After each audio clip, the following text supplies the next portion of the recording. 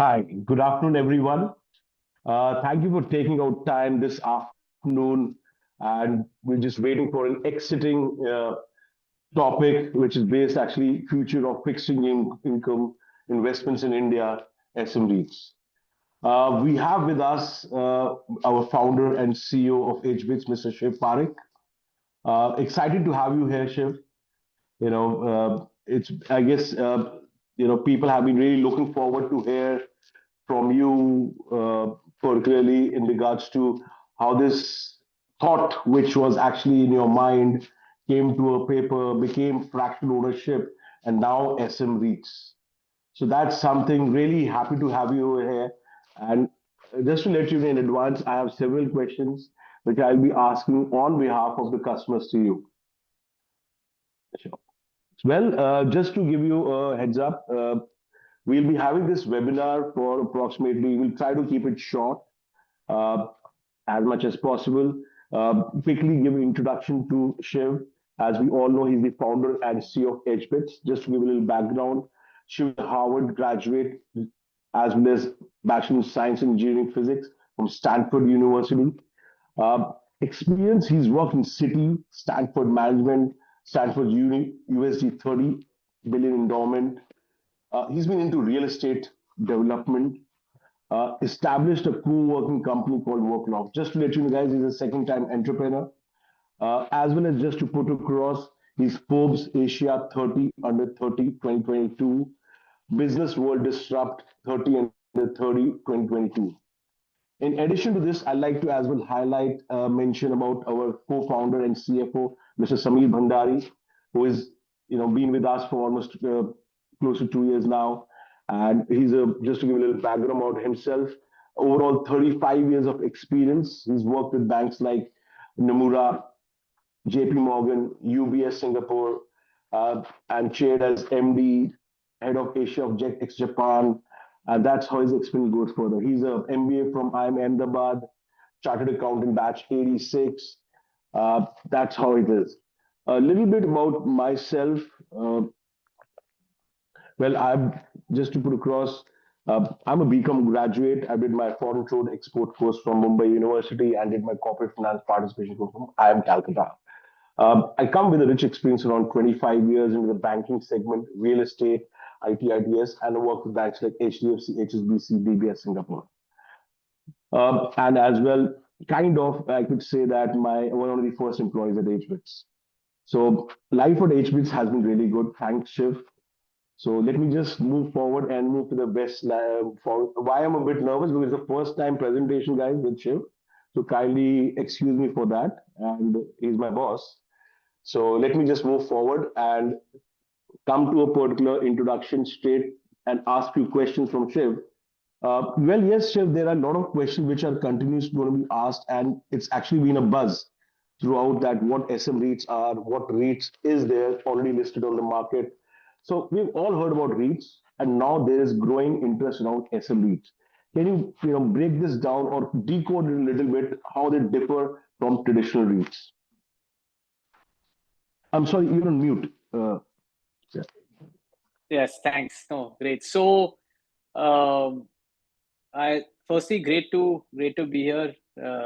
And great to be participating in this webinar. I think I personally have not attended or hosted a webinar in a while. So good to be back speaking to everyone, all our investors and partners. And great to be here. So, yeah, AB. So to your question, what is SM REITs and how are they different to REITs, right? So firstly, it's in the name, right? An SM REIT, the full form is Small and Medium Real Estate Investment Trust, and it enables investors to invest in, rented out real estate properties. How is it different from, real estate investment trust? So a little bit background. So traditionally the real estate REITs, the traditional REITs, the regulation came out in 2014. Obviously outside India, they've been there for US 30, 40 years. But in India, the regulation came in 2014. Although the first REIT was listed in 2019.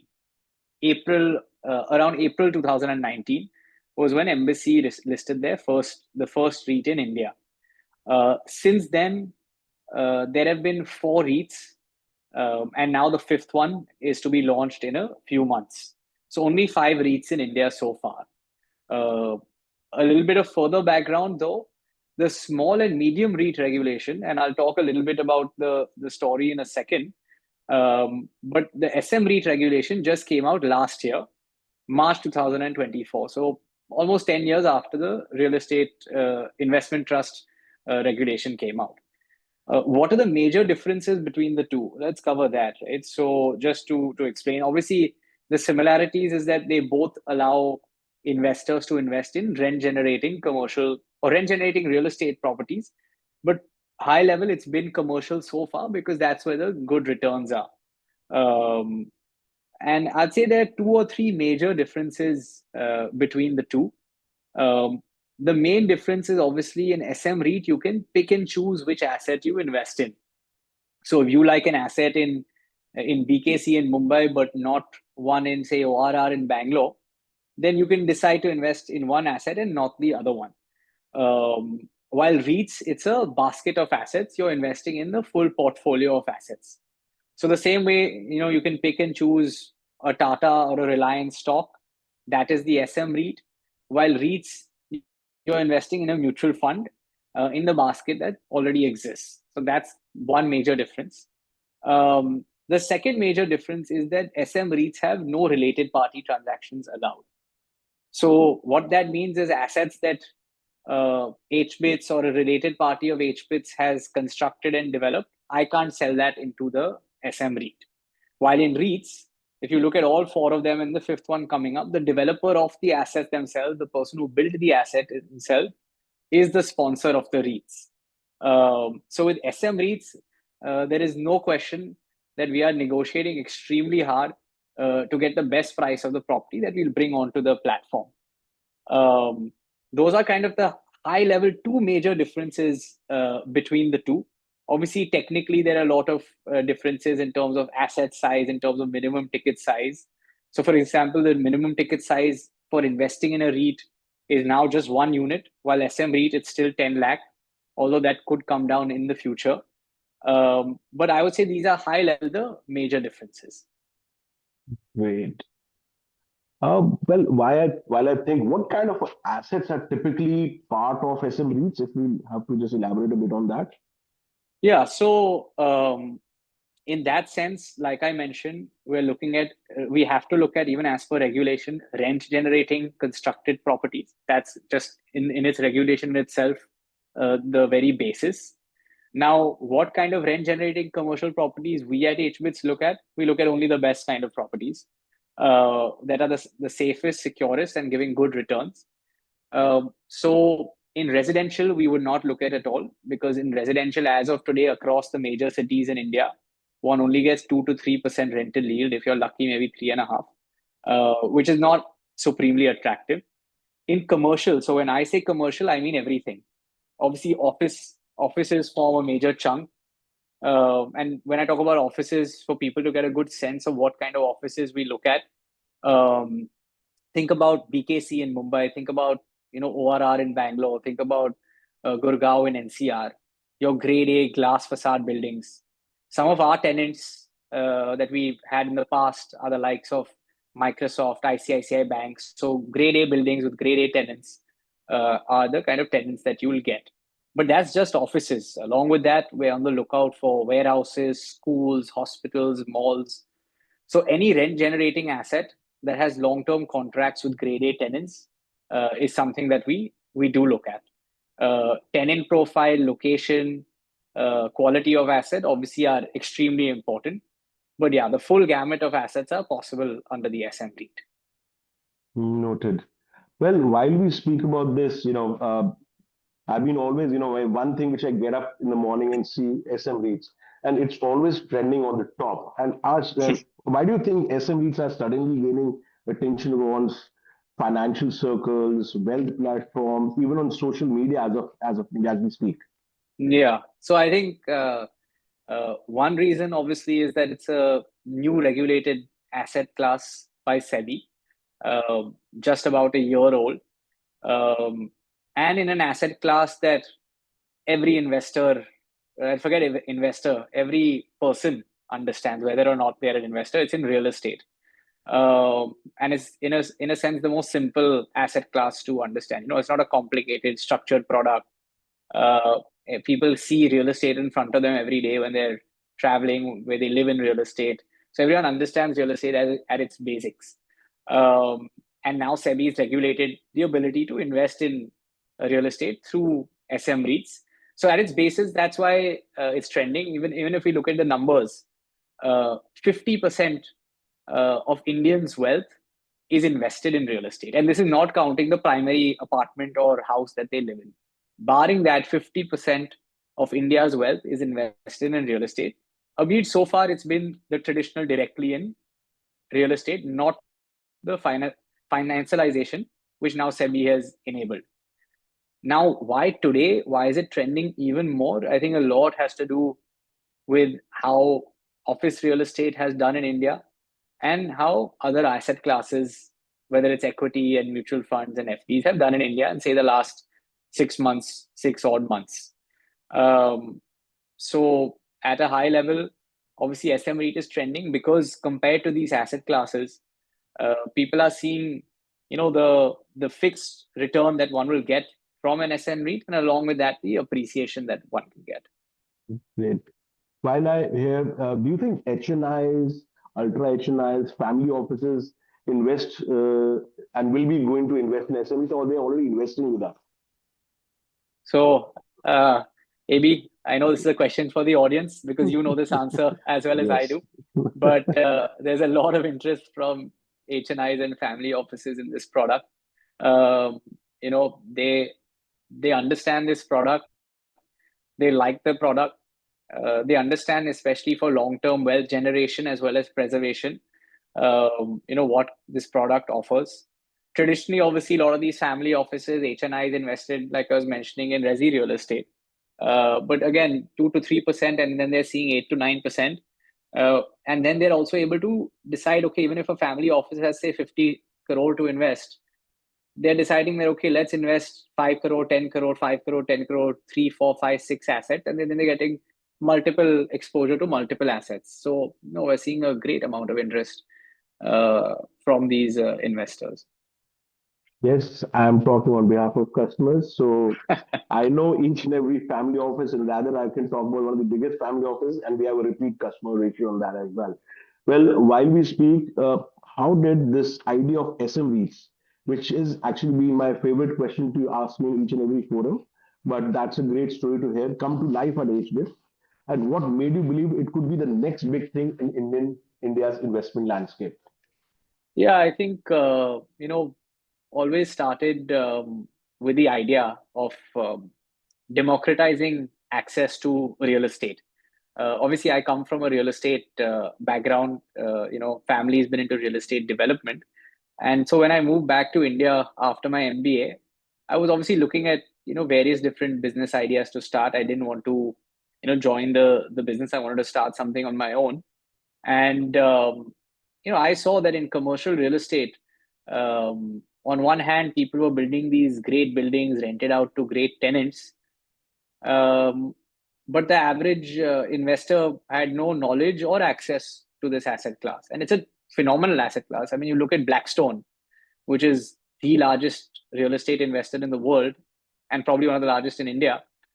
They've done so well. And why does only an institution have to own this asset class? Why can't, again, coming back to it, you and I can own a Reliance or a Tata stock. So why can't we own shares in a building that we drive by every day?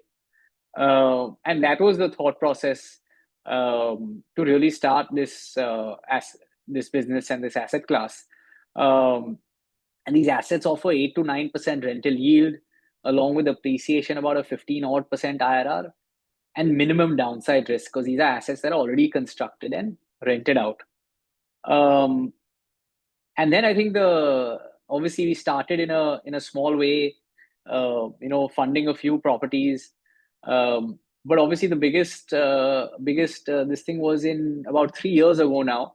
SEBI called us in and tried to understand what was going on in the industry, and asked that would you want regulation around this asset class, and we said absolutely. I think it's great, and we put in what we think the regulation should look like.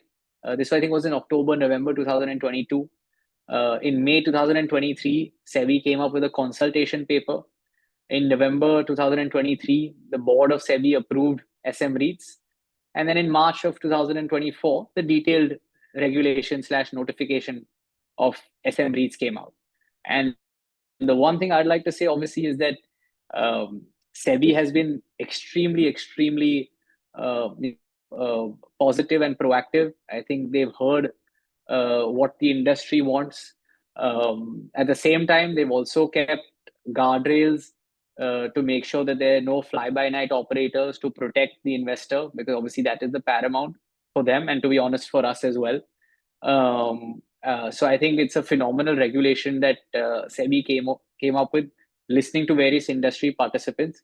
Even after the regulation came out, I think SEBI's held roadshows across the country in Bangalore, Mumbai, Ahmedabad, Delhi, because I attended a lot of them, educating the various stakeholders as to what this regulation is. So that's been the journey so far. But at the same time, I think, AB, this is just the start. In a way, this is the mutual fund moment for the Yes, real estate industry, yes, and it's just the start. and yes, it is. I as well hear that it was one of the most fastest discussion made by SEBI, coming with a consultation paper and done. I guess that's a new category created. Well, this is something which happened, but when you were at the start, when you came back, what made you give this confidence that this will really scale up? As in, of course, the Yeah. background is there from real estate, but still. So I think what the scale was. The idea of scale obviously comes from two aspects, right? And when I started, it was if when I started, obviously numbers were slightly different, but it was in the same scale. If I look at the size of the real estate, so one, I saw 50% of Indians' wealth is invested in real estate. So we knew that investors like real estate. And then when you saw that the size of the real estate industry, and if I just talk about office real estate, there's 800 million square feet of grade A office space in India, primarily in the top six cities: Mumbai, Pune, Bangalore, Hyderabad, Chennai, and NCR. 800 million square feet of grade A offices. Um, and if I say 10,000 rupees per square feet on average for a property, that's about 8 lakh crore worth of real estate that's already constructed and rented out. Um, and what we saw is that of this 8 lakh crore, even if I look at it today, the amount that's in the REITs, the four listed office REITs, there are five REITs, but four of them are office. The four listed office REITs, it's about, three listed office REITs, one is going to be listed. Cumulatively, it'll be about 1 lakh crore. So that's about 7 lakh crore worth of assets that are, not listed. Developer owns it, fund owns it, not exited yet to the public. So it's like a good portion of this can be opened up for investors to invest in. Developers also like this as an exit option because they didn't have too many. They could only sell to one or two global funds or one or two Indian funds, or otherwise they had to sell to HNIs for 40 crore, 50 crore, 100 crore. So the scale was there. The asset class was great. Return profile was very secure, and that's where that gave the confidence that this is a model that investors would appreciate. True. And I guess it comes as well. Indians, we love properties. We love buying properties. So, well, while you spoke about fixed deposits, I guess the next question is, many retail investors still rely heavily on FDs, bonds, or debt mutual funds. Why do SM REITs and where do SM REITs fit into this traditional fixed income mix?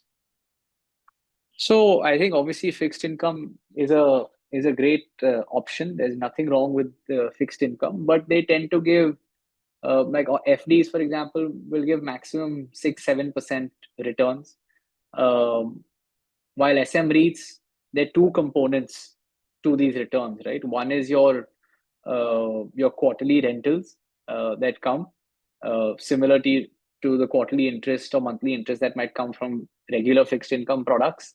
Although instead of 6 to 7%, it's 8 to 9%, and it's extremely tax efficient. Zero to minimal tax will be paid on this 8 to 9%. While fixed income, you'll be paying at your marginal tax rate. And then there's the appreciation of the property and the appreciation of commercial real estate. Historically, what we've seen is the properties would appreciate about 5 to 7% year on year. So you could get IRRs of 15, 17%, minimum downside risk because you're owning a hard asset. It's an asset-backed instrument. And effectively, your risk profile is similar to that of a or FD or like a bond. For example, let's say you can own a bond of ICICI Bank, or you can have ICICI Bank as your tenant. Ultimately, your risk is on ICICI Bank, and it's going to be similar whether it's a debt repayment or whether they're paying you rental income. So you're getting a higher rental than that interest rate that they might give you on the bond. And then you're getting the appreciation because you've selected a good property in a good location at a good price. And the benefit of the rationale for the appreciation, obviously, and it depends on micro market and building. But at its core, India is a growing economy, and there's a lot of outsourcing that's happening to India. I think the GCC boom, Global Capability Center boom, is happening in India. India, 20 years ago or 25 years ago, started out as an outsourcing center. There were BPOs, call centers. Slowly, it evolved into back office service centers where there's a lot of IT consulting, coding happening for global clients. But now the talent in India has evolved. We still speak in the corporate world, we still speak English. So a lot of people outsourcing to India. They find it convenient. But now it's moving more and more to the front office services. So more and more, office related activities are coming to India. So that's where that appreciation of the property comes from. And how would you, if I have investors, me like to put as an allocation percentage in their portfolio as that, what do you think the ratio should be? So I think obviously it depends a lot on the investor's age, the investor's risk profile, the investor's goals with the investment. It could form because it's a conservative investment in that sense, downside limited, it could form a good chunk of an investor's wallet. I mean, like I said, 50% of India's wealth is invested in residential real estate. So 50% real estate, a good chunk of that, I'm sure, is residential. A good portion of that allocation, a good portion of the FD allocation could move to this asset class. Like recently, it was the last week's newspaper, I heard something like the FD percentage has gone from 25 to 29% in last 1 year. So that means if I talk about real estate, 50% and 29% of fixed deposit and bit of XYZ. So approximately 80% or maybe 85% of the portfolio is actually real estate plus debt overall Fixed put income. together. As of today, for Indians, yes, yeah. Right. Right. So can SM REITs offer predictable, consistent income? What kind of returns and payouts can investors reasonably expect? So, like I mentioned, SM REITs is a combination of predictable, consistent income and the appreciation that comes on exit. So let's talk about just the predictable, consistent income component, right? So one can get about 8 to 9%, and this is based on the rental that's signed with the tenant, and one would get it on a quarterly basis. Now, what makes this predictable and consistent? So let's give a little bit of overview on the market. Generally, the tenant itself is of a AAA or a AA quality. Like I said, some of our tenants, Microsoft, ICICI Bank, these are large MNCs that obviously have the capacity and the capability to pay. These tenants sign long-term contracts.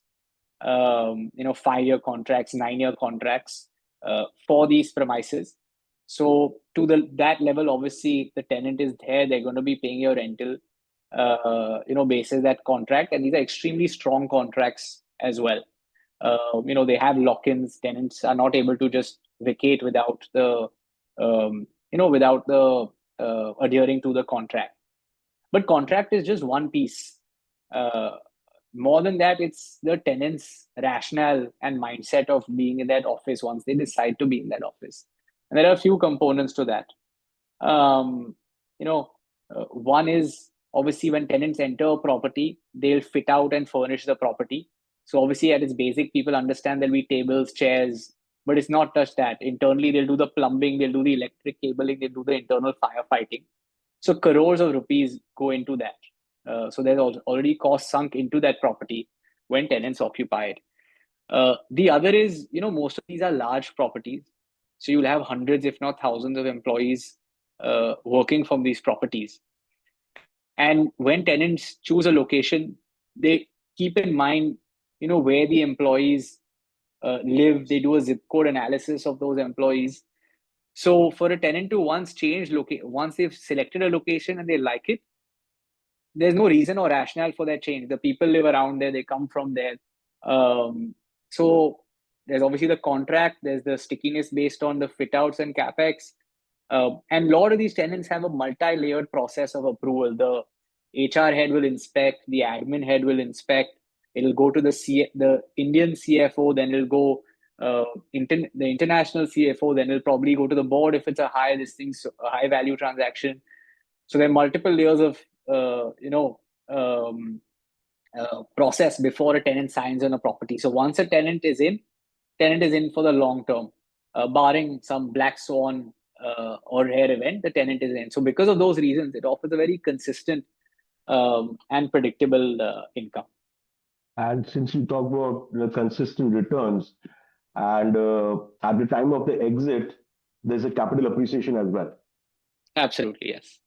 Okay. So like I said, yeah, the appreciation generally 5 to 7% is what we've seen in commercial properties in general across various Indian markets.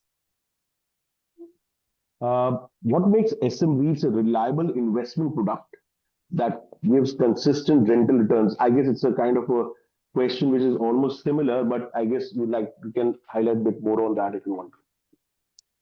So no, I think I think it's reliable because obviously of the parameters that I mentioned with regards to commercial real estate.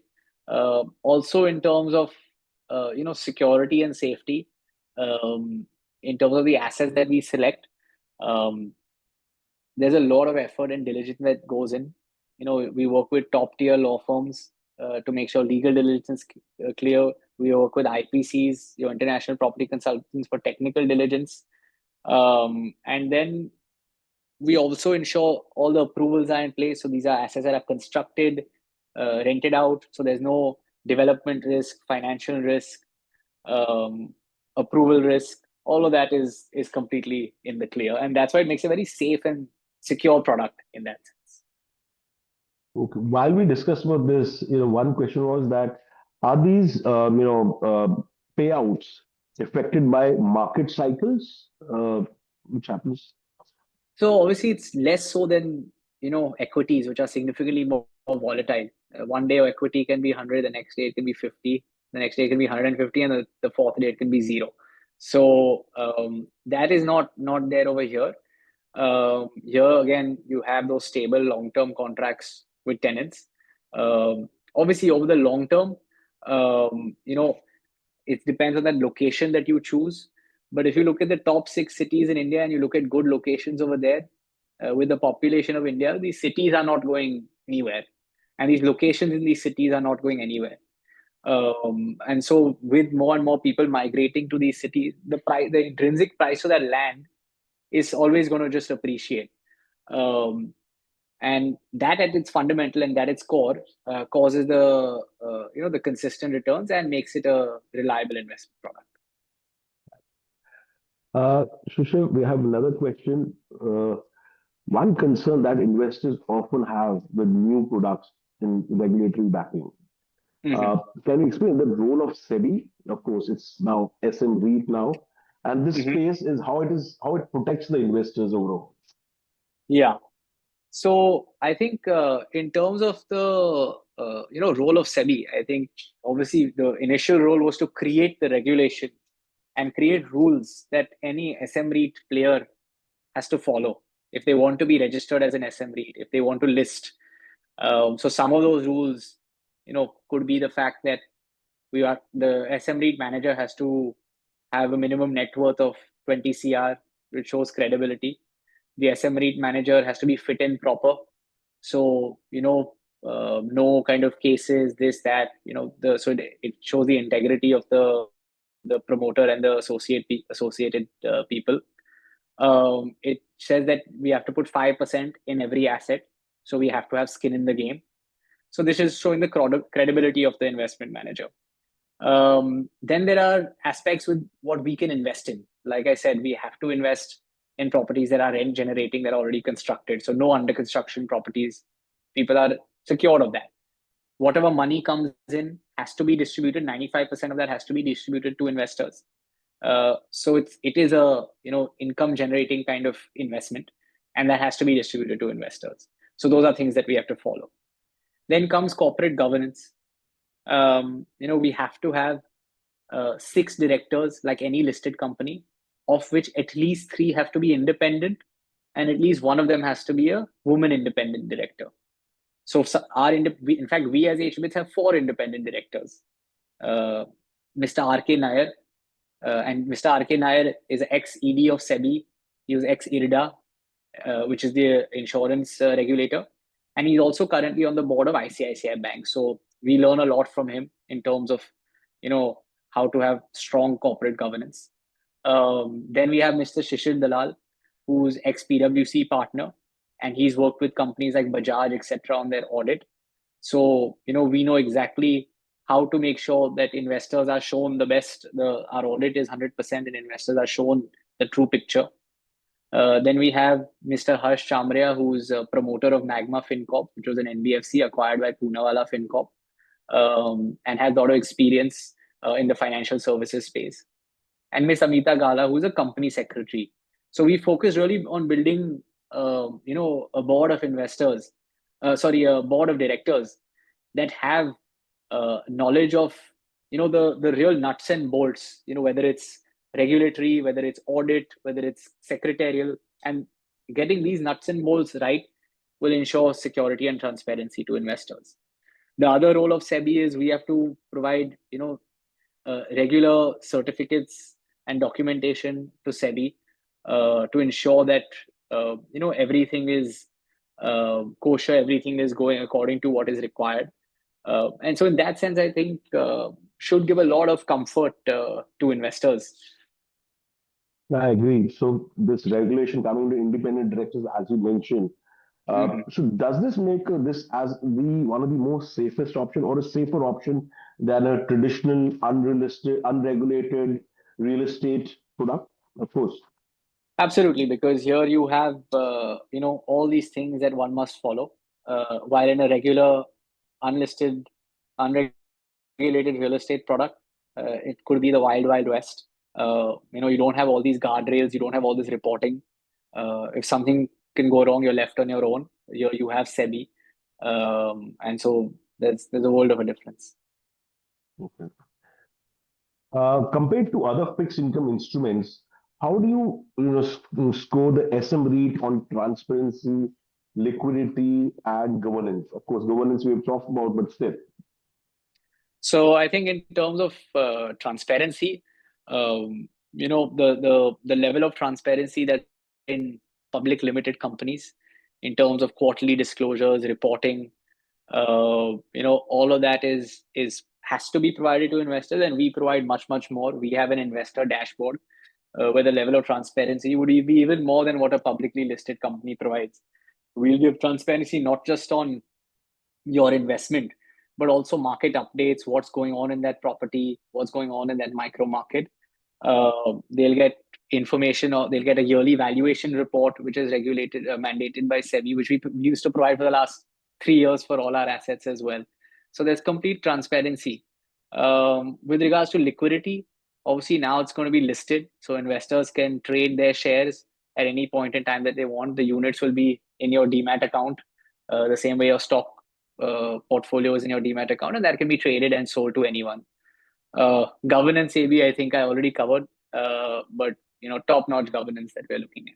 Though I've almost reached there are many more questions, but for me, this is looking like I'm asking the same question I've been asking, we've been discussing every now and then.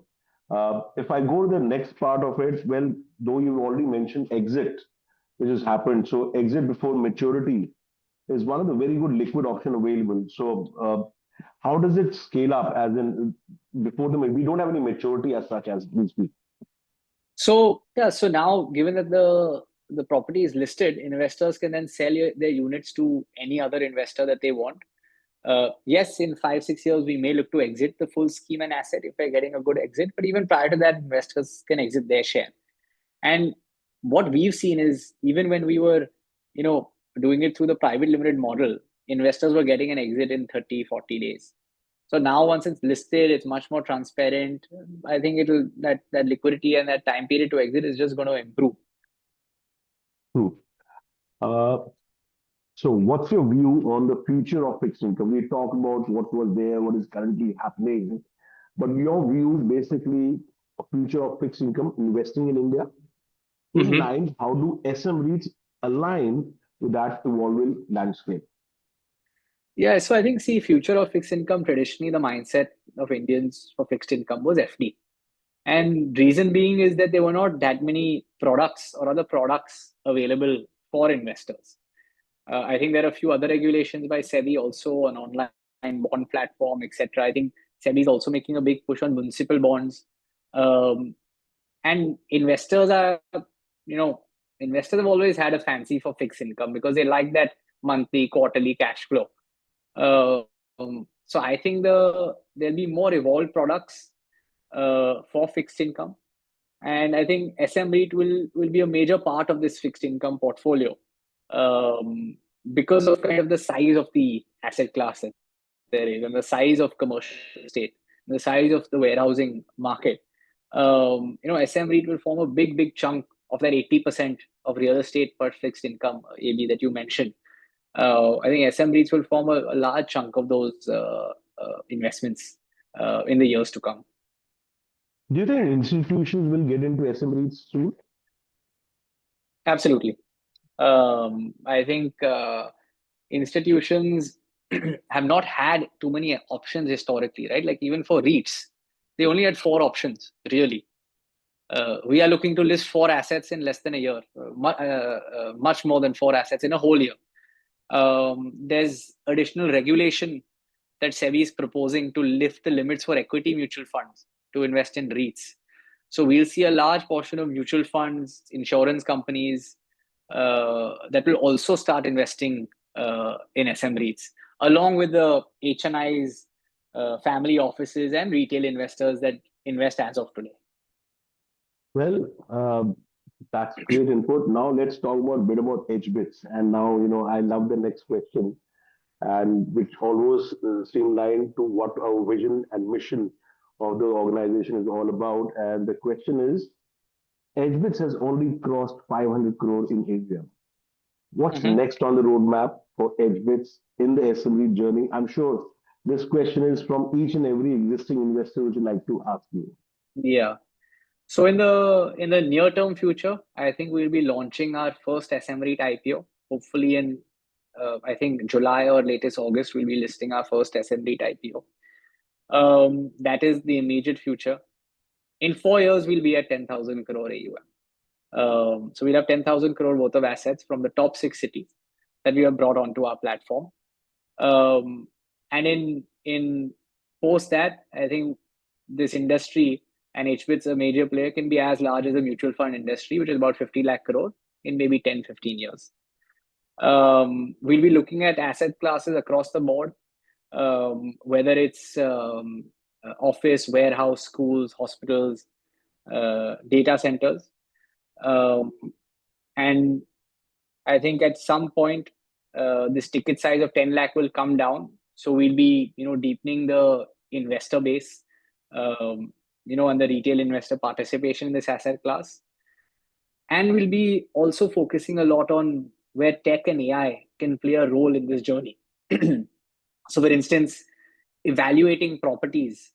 As of now, we have people evaluating properties, and we'll always have people evaluating properties. But having AI and data uh, to really predict the way in which prices are going to move to assist people, I think that's going to be a game changer as we pick up more assets. Great. And while we talk about this and the penetration the market is moving, looking at SM REITs, do you think wealth platforms would really like to partner with us while we look into this? Absolutely, because I think investors always want trusted advisors to advise them on where to invest. You go to a doctor when you have an ailment. You go to a nutritionist when you want to fix your nutrition. So people go to wealth advisors when they want to figure out their finances, and so we'll have to work with wealth True. advisors for this product to be successful. You look at the mutual fund industry. It's only because of the support of wealth advisors and partners that the industry has grown, because they're able to explain the investors. Wealth advisors take into account the investor's full financial situation, and then are able to guide them the best. So one final advice, or let me just one final advice for our first time SM REIT investor into SM REITs. I think for a first time investor, it would be to get educated on this product, and it's simpler than you think. You understand real estate. You have to just understand, what is that property that you're looking at? Who is the tenant? Where is it located? And is the tenant going to stay there or not? And what is the quality of the building? You understand these few nuances, you'll understand the product extremely well. If you want to educate yourself, we have a lot of webinars. So the second piece of advice is to keep attending our webinars. But yes, definitely educate yourself on this asset class, and very soon you'll be investing in this product. And what do you think could be the target real audience who is part of this investment? I think anyone and everyone. We've seen it, right? We've seen white collar professionals, we've seen doctors, we've seen lawyers, we've seen military personnel, we've seen family offices, we've seen retirees. I think anyone who's looking for stable, secure returns, this investment is for them. Great. I guess we'll have some questions from that's, I guess, good much questions from my side, from customers' point of view. But we have a lot of Q&A. We are opening this session for Q&A. So first question we have is from anonymous attendee. Listed SM REITs is not performing well. What is the reason if there is chance of getting delisted or collapsed? So, I'm not sure where this question comes from. And obviously the listed SM REIT is one of our competitors. If people are expecting, your traditional equity kind of, okay, it'll go up 20% in a year, it'll go up 25% in a year, that's not going to happen. You'll get stable, secure returns. The unit price of that SM REIT will appreciate 5 to 7% a year. You'll get your quarterly rentals. That is the product. So if people are investing, okay, I'll invest today, I'll get listing gains of 20%. That's not the product. That's number one. Number two is that this is a long-term investment. You'll see that appreciation, maybe for a year and a half, 2 years, the property price might be stable. And then in the third year, it'll suddenly jump 10% or 15%. Yes, if the SM REIT price of the listed product went down 10%, I would be extremely concerned. But it hasn't. So I'm not sure where the idea that it's not performing well is coming from. Right. And I'm following up on that particular thing. I don't think so. It's gone down. It's right. So there's a question for Mr. Vivek Chauhan. What kind of an impact on ROI will it be if fractional properties will be migrated to SM REITs? Also, with Edgebits have separate offering on fractional property with higher ticket size apart from SM REITs. So I think with regards to people who invested in fractional properties, we're looking to migrate our assets to the SM REIT. In terms of ROI, there is a certain cost implication, but I think those costs are more than because of migration. We have work with vendors, advisors, we have to do a filing with SEBI. But I think that cost is more than compensated by the tax benefits that SM REIT provides. With regards to the second question, as of now, our focus is on SM REIT, on working within the SEBI regulated framework. So that's our focus with regards to the next second question. So there's a question from Mr. Muthuswamy Iyer. Does RERA also regulate SME or is it only SEBI? What is there? What if there is some dispute with respect to chosen property which makes rental income unknowable? So SM REIT is regulated by SEBI. If there is some dispute with the tenant, that is why we select properties where the likelihood of that is extremely low. We have legal diligence done by tier 1 law firms, whether it's Cyril Amajad Mangaldas, Shardul Amajad Mangaldas, Tri-Legal. We evaluate all the approvals, etc. in place. The tenants and contracts are in place. And contracts are extremely, extremely clear on what can happen, what shouldn't happen with regards to rental payment. If payment is delayed, what kind of interest is payable, what is the lock-in of the tenant, when the tenant is leaving, what kind of condition they need to hand it over in. So everything is extremely documented and kosher. So likelihood of that dispute is extremely, extremely low. So there is a question from Anonymous Telly. Who is going to bear the cost of dividends through investors of Edgebits, and what are the returns? So cost of diligence. So when we say that, okay, this is the cost of the property, there's a small fraction of that that will go towards the diligence of the property. But if we're listing a 300 CR property, the cost of diligence would be less than 0.1%. So in that sense, it's a marginal cost. In terms of returns, I think rental returns generally 8 to 9%, and with appreciation historically, we've seen that properties have appreciated about 15% year on year. Right. Just adding a point over there, let's say you invest 10 lakh rupees and it includes stamp duty, registration, legal fees, due diligence, and we give you ROI on the full 10 lakhs. So there is no kind of a thing which is a loss of money anywhere. So long term, and what are the returns? Of course, as Shiv mentioned, anything between how the performance on the rental agreement and backed by solid capital appreciation. Parth Shah, is there any money guarantee? How can a person be assured that his or her money will not be lost? So I think that comfort comes from that we are investing in properties that are already constructed and already rented out, and we don't have the ability to then sell that property and invest it elsewhere. So before you invest, you'll know where your money is going into buying what property. And that is regulated by SEBI. There are escrow mechanisms in place. So it's not like tomorrow we can take that money and put it elsewhere. We would never do that, but even another SM REIT player, it's not like they can take that money and put it elsewhere. So contractually, through escrow mechanisms, the money is going towards that property. Now, is that property going to depreciate, appreciate? I think what we've seen in city centers in India and commercial properties is the question just becomes, how much does it appreciate? Is it a couple of percentage? Is it 5% a year? That is kind of the question that one would ask with regards to the principal. With regards to the consistent rental income, that's based on the contract with the tenant. We tend to pick up properties that are under rented, the rent is below the market average. So that even if after 5 years the tenant leaves, we're able to easily lease it out and get some rental upside at that time as well. So there's a question from Mr. Sagar Mane. How is it safe? What is the difference between SM REITs with traditional commercial real estate buying? So I think, if an investor had 300, 200 CR to invest, then I'd say, okay, they're both viable options. Either you invest in multiple assets through SM REITs, or you buy a commercial building yourself.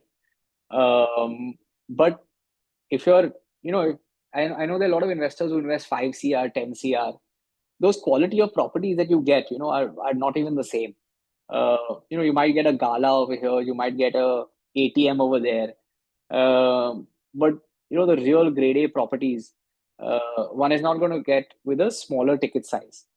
And I think that would be the major difference. And it obviously depends on the investor's appetite. The other is, even if someone has 300 CR to invest, and there are a lot of investors, family offices that we have spoken to that are investing large checks, but it's also the headache of managing a property. If you're owning one property, you're not going to have a full team to do the legal due diligence, to say make property tax payments. If the tenant leaves, to release the property. Because we have multiple properties, we'll have a full-time team on leasing, we'll have a full-time team on legal, and you don't need to deal with that headache. We'll deal with that for you. So we have a question from Mr. Nazim Parker, Mr. Narak Mehta. What is the minimum investment and what is the ROI? Can I get monthly income beside the house safe and secure is the investment? I want my capital to be 100% safe. And do I get the ownership of the asset? So minimum investment is 10 lakh. ROI, I think I've covered. The income will be quarterly. And with regards to safety and ownership of the asset, you are getting units in the trust. The trust is owning the private limited company that directly owns the property. So you are, in that sense, have a direct line towards the property with the units that you've received. So I have a same question which was asked: minimum investment, expected ROI. So there is one more question: why is the rent quarterly and not monthly? I think rent is quarterly because that's how we are now fitting into the listed company ecosystem. So rent from the tenant, in fact, is coming monthly. But because the listed ecosystem, the way it's built out, dividends are paid quarterly, and we have to fit into that. The way we have to work with RPAs to distribute the monthly rent, the quarterly rental. That's the reason the rent is now quarterly. Although, yes, the SPV will be getting the rent on a monthly basis. Sorry. So I have a number from Mr. Anonymous attendee with the mobile, so I'll get in touch with you for sure. Mr. Nafis Khan, good afternoon, sir. However, the SM REITs units have been not appreciated much in the stock market. Example. Yeah, so I think this point I did cover earlier that, generally the appreciation of property might not be there for 1-2 years. Suddenly it'll be there. And that's how generally real estate tends to work. Right. And as well as just Nafisa, since you are an existing investor, just to let you know that it started at 10. The valuation report of the same will be submitted after 1 year. And that's the time you'll actually see the price go up. Right now, it's just the market dynamics of some demand, which is actually not the right way to look at it. You should look at that particular cycle of 1 year and then make a decision on it. So I have a question from Mr. Rohit Govia. How the yearly appreciation is being paid out to investors? So yearly appreciation, your units itself will appreciate in value. And then when you sell those units is when you'd get the benefits of that appreciation. Or in 5 years, when we sell the full asset, you will get the benefit of that appreciation.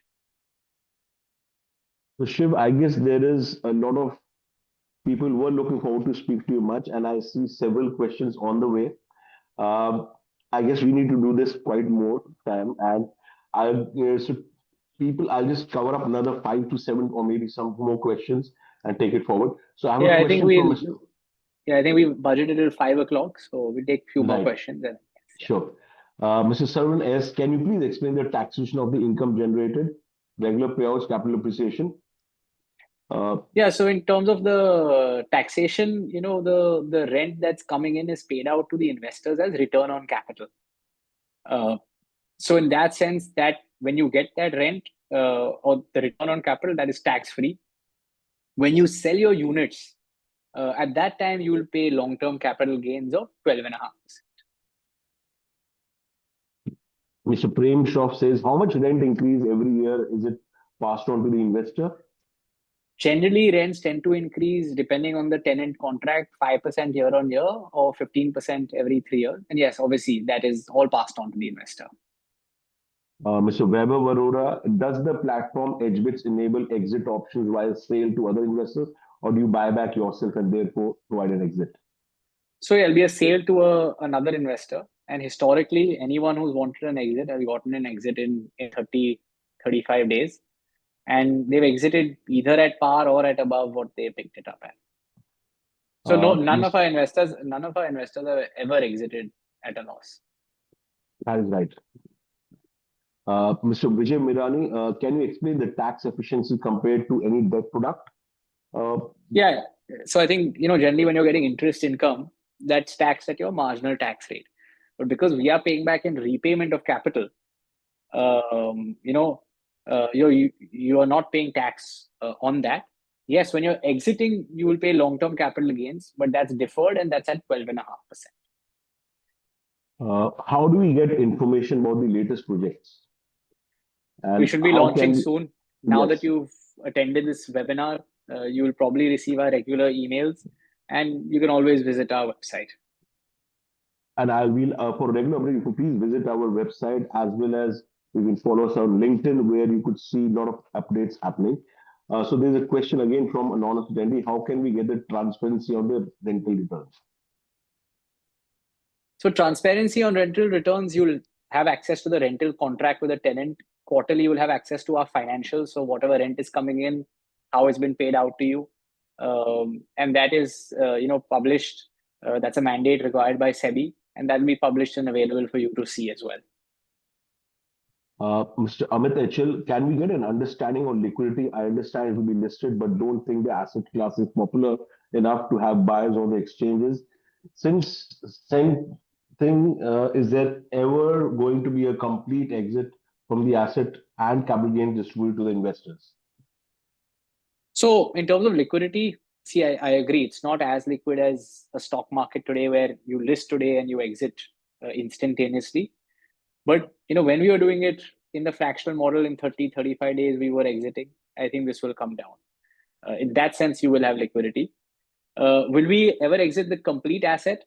In 5-6 years, we can look at exiting the asset as well. Yes. I'll just take in last question. Mr. Umesh Sahu.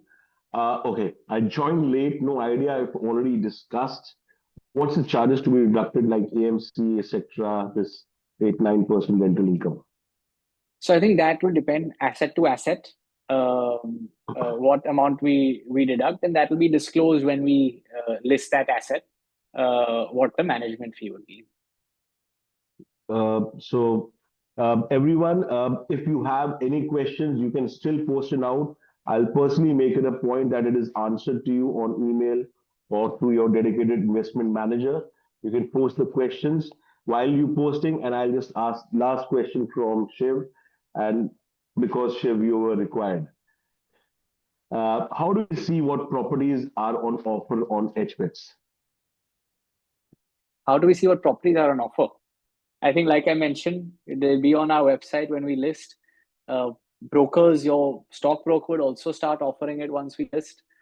And you can receive updates through emails or through our WhatsApp messages. So stay tuned for our first listing. Great. Thank you, Shiv, for being a part of this webinar. It was quite informational when I talk from a customer's point of view, by decoding it, what REITs versus SM REITs, how the market is behaving, the allocation percentage, how it's green allocation under the fixed income parameters, the returns, and of course, how your vision actually transformed into SM REITs. That's a journey we wanted to know, to be honest. Thank you very much, Shiv. Thank you, everyone. Thank you. Thank you, everyone over here, to taking out this time and being with us, tuned for almost more than 1 hour. Great numbers. I see. I can't say the numbers right now, how many people attended, but thank you, everyone, for being part of this webinar. We'll connect again soon. And thank you very much. Goodbye. Thank you. Thank you, everyone. Thank Thank you. you, Shiv. Thank you. Bye.